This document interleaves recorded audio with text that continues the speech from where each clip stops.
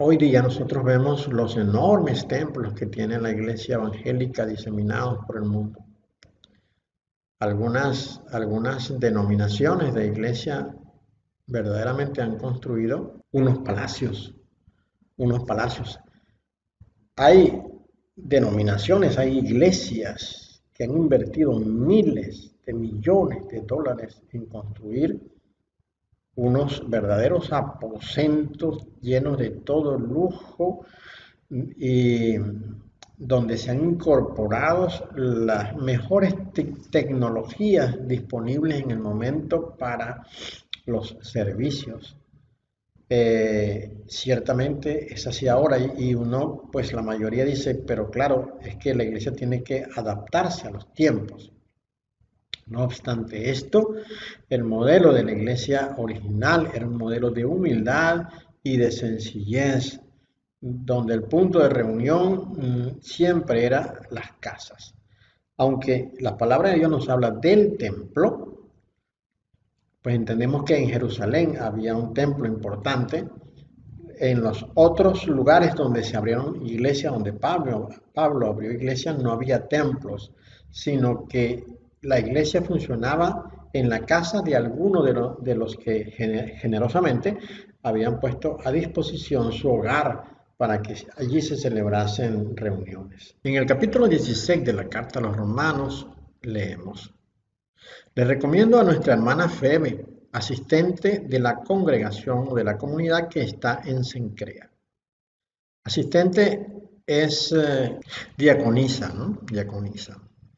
Luego el versículo 2 dice, para que la reciban en el Maestro, la reciban en el Señor, ¿verdad? Como es digno de los santos y que la ayuden en cualquier cosa que sea necesaria, porque ella ha ayudado a muchos, incluso a mí mismo. Saluden a Prisca y a Aquilas, Priscila, ¿verdad? Priscila y Aquilas. Y mis colaboradores en el Mashiach Yeshua. Ellos expusieron su cuello por mi vida y les estoy agradecido, no solo yo, sino también todas las comunidades de los gentiles. Saluden también a la comunidad de su casa, es decir, a la congregación, a la iglesia que está en su casa. Saluden a Epeneto, muy apreciado por mí, que es uno de los primeros frutos de Acaya en el Mashiach. Entonces, Priscila y Aquila tenían una iglesia en su casa. Y a ellos mismos mencionó Pablo en la primera carta a los Corintios, capítulo 16, versículo 19, donde dice, los saludan las comunidades de Asia, Aquila y Priscila, con la comunidad que está en su casa, es decir, con la congregación que se reúne en su casa, los saludan muchos en el Señor, en el Maestro. Así que pues entonces era muy famosa, muy conocida la iglesia que tenían Priscila y Aquila. También en Colosenses 4:15, Pablo escribe, saluden a los hermanos que están en la Odisea, a Ninfa y a la comunidad que está en su casa, es decir, a la congregación, a la iglesia que se reúne en su casa. En la carta a Filemón, escribe Pablo, Saúl, prisionero por el Mashiach, Yeshua, y el hermano Timoteo, a Filemón, nuestro querido hermano y colaborador, a nuestra hermana Apia, a Arequipo, nuestro compañero en la lucha, y a la congregación que se reúne en su casa, a la comunidad que se reúne en su casa. También en el libro de los Hechos se nos menciona cómo se disponía, cómo la comunidad de aquel momento ofrecía sus casas para que la iglesia hiciera la obra que le había sido encomendada. Vamos a leer acá en Hechos 5:42, veamos lo que nos dice. Y todos los días continuaban sin cesar enseñando en el templo y por las casas y proclamando la buena noticia de Yeshua, de que Yeshua era y es el Mesías. Aunque acá se menciona el templo, insistimos que es porque en la religión judía había un templo ya establecido antes que el Señor Yeshua comenzara su ministerio.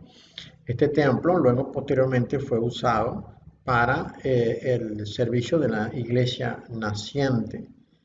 Mas no era así en el resto de las comunidades cristianas florecientes de aquella época, sino que las iglesias que iban siendo fundadas y creadas se reunían en las casas de los que disponían para ello. ¿Cómo se comportaba la comunidad cristiana en aquel momento?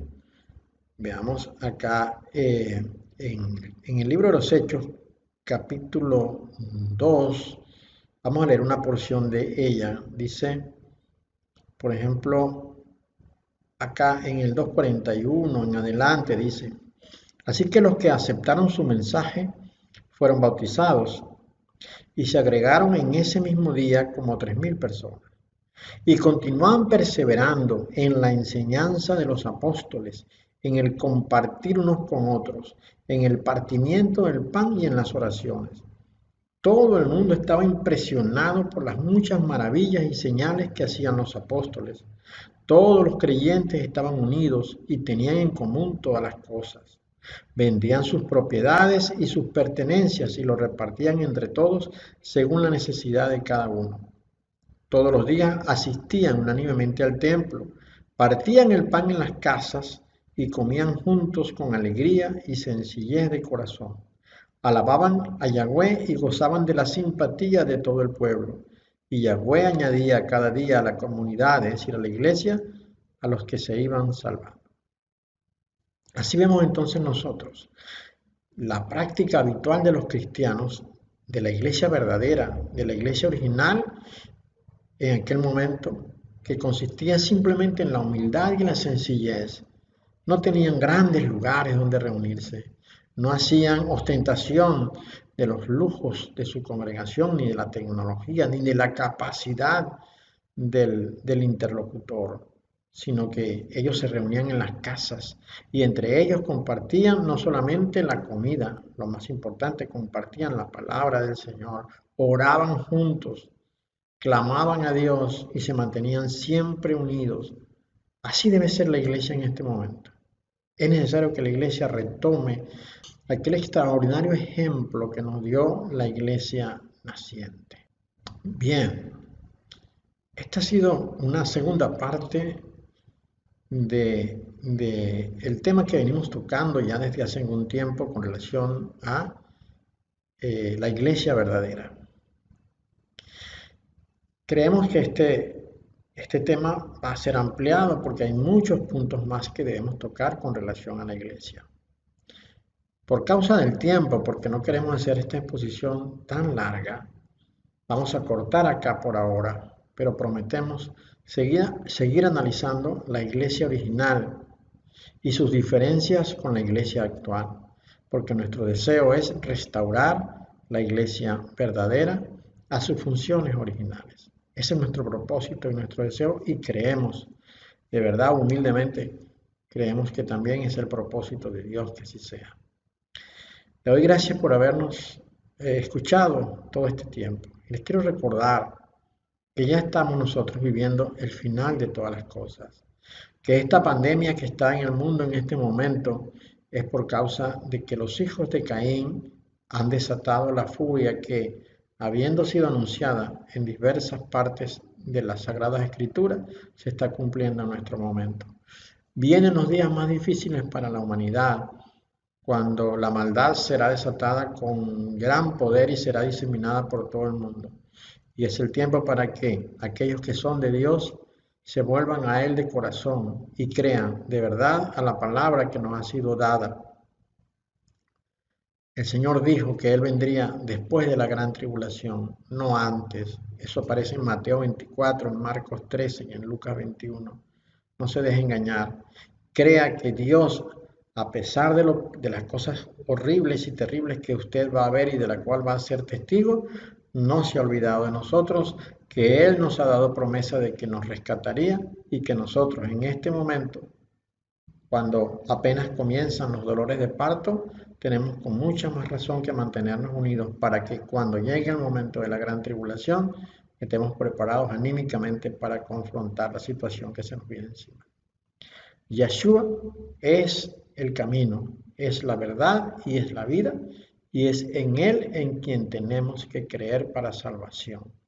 Si no lo has hecho, vuélvete a Dios, de rodillas en tu cuarto, a solas, pide perdón por todos tus pecados y vuélvete a Dios de corazón y confía en sus promesas, porque a pesar de que las cosas que vendrán serán terribles, Él ya lo ha anunciado con anticipación y Dios nunca ha fallado en el cumplimiento de sus promesas, ni Dios es mentiroso. Más bien, sea Dios veraz, como escribió Pablo en el capítulo 3 de la carta a los Romanos.